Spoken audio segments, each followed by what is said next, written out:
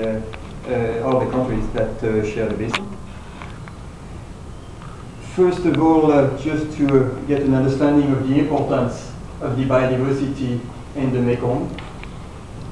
Over the past 10 years, so between 1998 and 2007, 1,068 new species have been found in the Mekong. This means that we have discovered on an average 2 species per week over the past 10 years. I don't think there are many other places in the world where you can have this rate of finding of new species. Biodiversity richness of this Mekong is astonishing. Out of those 1,000 species, 279 are fish. If you look at fish richness, there's 2 rivers that stand out in the world. There's the Amazon and the Mekong. But if we put the number of fish species known to science to the length of the river or the size of the basin, then the Mekong comes number 1. Key species, not only many species, but giant species. On the upper right, this whale might be the large freshwater fish in the world. The young Mekong crayfish on the bottom right is one of our flagship species because it's a long distance migrant and a large fish, 300 kilos for 3 meters. That's how big they could come. Dolphin also.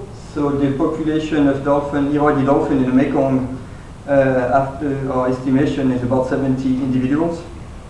They are under stress. Over the past 6 years, many calves have died.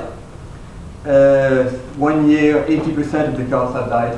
When the population is 70 individuals, this is dramatic. We have identified the reason. It seems that the pollutant linked to mining is weakening the immune system of those individuals, and the bacteria is taking advantage of this situation. And the point is this population is already weakened, and any further stress would be fatal. Point that has been emphasized already by the 2 current speakers is the fisheries. The Mekong not only has the most important or most productive inland fisheries in the world, but it's also maybe the best example in the world on how people depend on the ecosystem. And most of the people and most of the poorest people depend for most of the protein on fish. And most of the fish don't even make it to the market. They go directly from the net to the plate. But those fisheries are much more important in the lower part of the Mekong. In Cambodia alone, you have an equivalent of the production of France and New Zealand together. This includes marine fisheries, or the entire fisheries of Mekong equivalent to 2% of the global fish production, including marine. The further you go up, in the less the fisheries is important in terms of volume. But when you reach in this area, you have more endemism. So it's after, in the upper lower Mekong, the issue is more an issue of biodiversity against fisheries, against nutrition value.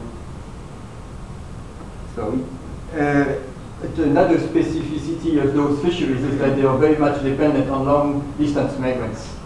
Those figures come from the World Fish Center, but there's debates on the figure of 600,000 to 1.3 million tons of fish that are contributed to the fisheries that are long-distance migrants. But even if you take the more conservative figure, we know that there's a big challenge to get tropical fish across dams.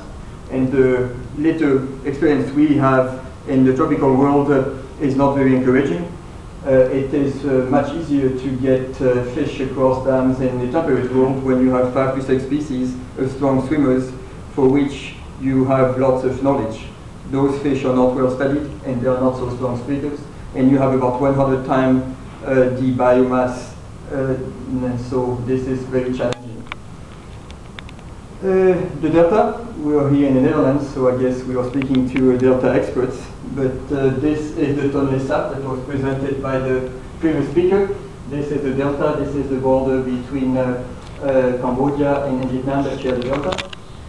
The delta is relatively at risk. The Intergovernmental Panel on Climate Change has identified the Mekong Delta as one of the 3 deltas most at risk on the planet from sea